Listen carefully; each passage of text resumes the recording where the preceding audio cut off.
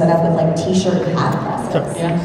You know, just because we believe in it and we have fun doing it. So I think that's what keeps it going. And people listen, so that makes me super happy. I think now that we've found like that we can do lives and do like Talk Scary to Me live, and bring it to like horror conventions, and we're trying to do it outside of the horror conventions. I think that's where like the energy is, you know. Then we see like what we're doing together alone and posting on podcasts like really is landing. And you know, like it's that connection with like fans and stuff. Did anyone listen to the Danielle Roebuck one we did this week? Oh yeah, that was sentimental. I mean, like that's a perfect example of someone that you know for a long time and know their work but don't really know them. And to be able to sit down and have that like real authentic, organic conversation where you almost forget you're being recorded and all. I mean, we didn't come with a list of questions. We're like, IMDb right before he's like, oh, you have 3 minutes, what is it? Oh, shit, we'll talk about that. And then nothing gets talked about that we look up. Hey, stop giving away all my secrets. It makes it easy because we know these people on a different level, so I feel like we get we have a different conversation than I think they're used to. More as peers and contemporaries than situations. Yeah, that's why it's great to listen to like directors interviewing directors. Yes, and we're not afraid to ask questions like, do you have sex toys? I mean, I wanted to. That's usually my first question. Or just whatever funny, goofy stuff, you know, things that are like, I don't know, I love all those random questions. I want to know the funny stuff, I don't want to know the stuff that we've heard 100 times. Yeah, and that's one of the things that I love and why I keep repeating it every year, and every year it's been true. There are so many new faces at Silver Screen who aren't horror convention regulars, who will probably become horror convention regulars via this one. But you haven't heard all the same stories, and I see the excitement in the different horror icons that we bring to the show, where they're like, oh, we're talking to new people. No offense to all of us who are going to the shows a lot, but it's just a different energy. The exchange here is amazing. But it's also cool, man. It's cool to see that. Like this will forever. Like the point is to get bigger and bigger and bigger and bring more people in and like not let this die. You know. Well, you know, from being there the first year, I mean, look at this room. I know. Yeah, it's cool. It's amazing. So crazy. And speaking of that exchange with all of you lovely, scary, spooky people, we have a microphone today.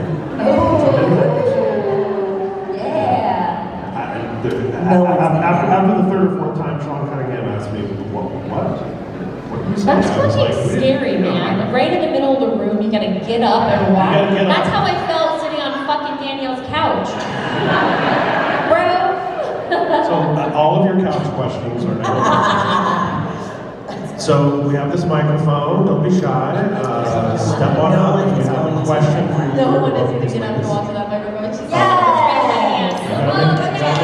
gotta make it to the microphone. You can do it. And I'm going to preface this with just a couple of things. Start by telling us your name and where you're from. Please keep it to one question. And can I have a couple? Will you marry me? Don't ask me those things. So, my name is Josh. I'm from Massachusetts here locally. And I just want to get a question for both of you. Rob's Halloween 2, I'm one of the best Halloweens in my life. And you two are like a big reason for that. Like, I think your performances are incredible in that. I just want to ask, it's a very emotional film. Was that difficult shooting like those like extreme scenes, like I mean your murder scene, like a lot of your meltdown scenes? Was that really like taxing on both of you, or was it just like another day of the job for you both? It was fucked up for her. I mean, I was just laying there half dead. She had to do all the heavy lifting. I mean, for me, actually, it's an interesting question, and I've only realized it as I've gotten older. I feel like when I would I always had to kind of disconnect a little bit when those scenes happen, and I was sort of doing my job and kind of snap out of it. I think as I've gotten older and real, true, organic trauma I've worked on and has come up through those scenes, it's a little bit harder to shake off now. And also, I'm movies now, I have kids, and like there's just different elements to it. But it was hard to have that moment with her, especially being covered in blood and being naked and vulnerable. And you know, the scene was written. We shot the scene different than it was written, so which is also great, and it made it even that much more impactful. But it messed her up. Yeah, I went back to the couch. And then now, can you imagine now doing that, what that would be like? We're about to. I know. So, I'm a Pisces. I'm very like empathetic. I have a hard time shaking my feelings off. So, and I started at such a young age, and I had kind of a really rough childhood, and I use acting as like fucking therapy for me. So those scenes, it's really genuine feelings that I'm feeling that I'm trying to like, you know, release or whatnot. And, you know, obviously I looked up to her so much. So yeah, that scene was really rough for me to film. It was really hard to shake off any of the emotional scenes, but really that one, because I really looked up to her and I connected to her. But like I said, during that time, that period in my life, I was transitioning and I was also in a really tough relationship. So it was a lot that I was shedding as Lori was shedding. So I think I was very connected with Lori, as much as I'd probably like to be like, I'm fine, I'm tough, but I was really cracking during that time in my life. So I think it fucking shows in the movie. Yeah, that scene was really rough. When I remember filming that, and Rob likes to do this beautiful thing where he will keep the camera rolling for a very fucking long time.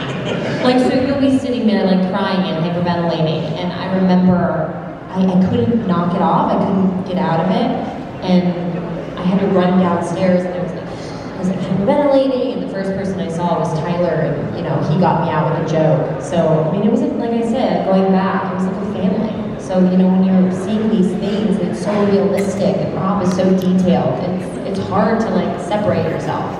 I was really young, so I wasn't like Danielle that was able to like separate the two. I was learning. Danielle was also really young. Yes, but she had more years experience, you know, on me. So I was just now learning how to separate and be a fucking basket case. It's hard, you guys. Your body doesn't. Great question, by the Your way. body doesn't know that you're acting. You know, so you have to imagine like, and there's no rehearsals for that stuff. You can sort of walk through and talk about what's going to happen, and you know, you're going to be here, you're just going to come in here, but then once they set everything in the door, and then we don't know if the door's going to come off the hinges. Yeah. You know, and of course it wasn't even, they didn't even strike the door, so Tyler was like, Actually, one more fucking time, I'm going to bust through a real door, and Rob, I'm going to kill you. And there was nobody afterwards that's like, I'm gonna hold you. Yeah. Like, are you okay? You have to go fucking film another scene. You have to literally go do another scene, which is probably gonna be a happy scene. So you gotta fucking make sure you're not like, it's crazy. Pretty good. Yeah, it's awesome. What are we doing? We have intimacy coordinators now. Can we get like after Dude, care? Danielle and I talk about this fucking shit. And we talk about this for children, All the time. for the kids that are fucking dealing with this stuff. Can you imagine Danielle, like fucking, like in Halloween 4 and 5, carrying a knife and no one explaining to you what the fuck is going on? You're like, you know, like that's crazy. That's where your development is happening. So for kids, there's, you know, like I mean, I was a child actor too. It's wild. Like you develop those things. I never thought about that notion too, that your body doesn't. You know, you're fight or flight every single day. It does a really big toll on you. You don't realize it until you're older.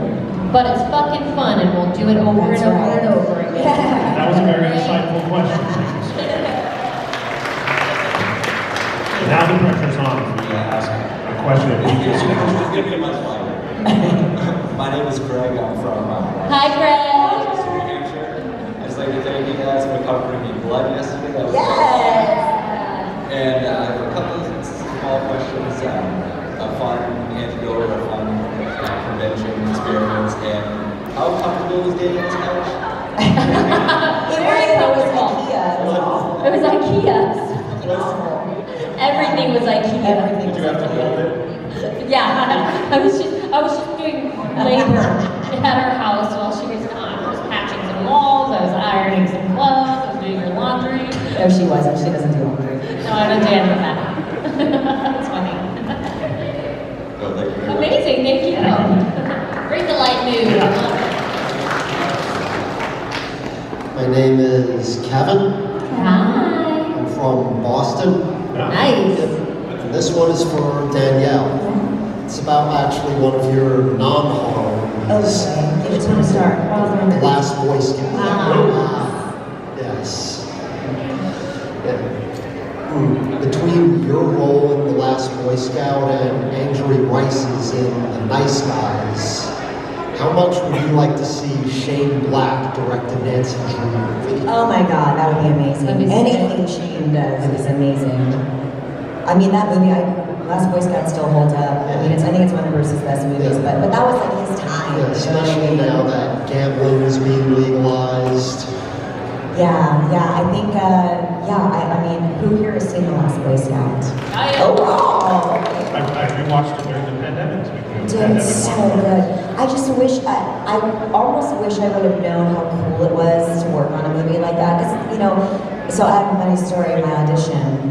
So the third and final audition for that movie, I went in and it was Jill Silver, the producer, and Tony Scott, the director, and Bruce, and myself. And I went in and I read the scene where I'm sitting on the couch and I'm calling him an asshole. So that was my audition scene. And when I was done, he said to me, what's your relationship like with your dad? In real life, my dad had passed, and I had a stepdad that I didn't get along with. So I was like, my dad's an asshole. And then he kind of smirked, and then he said, well, what was your favorite movie of mine that I was in? No way. He did. He asked you that? He did. Holy balls. And you said Moonlight. I said Moonlighting because I like Sybil Shepherd. Because I'd never seen any of his movies. I mean, why would you I was have? 12, you know, or 13. Yeah, so right. he was like, you are a little bitch. And I was like, oh my God, I think I just got this role. So it was, and then at some point, I think like day one or something, he made some comment about like, don't upstage me. And I remember my mom being like, taking it seriously, like, you cannot upstage him. Oh my I was God. like, what are you talking about? I'm like, he was being funny, you know, he wasn't being serious. But that was really, Tony Scott was one of the most amazing men. I just loved him, and I loved David Wayans, and I just had a great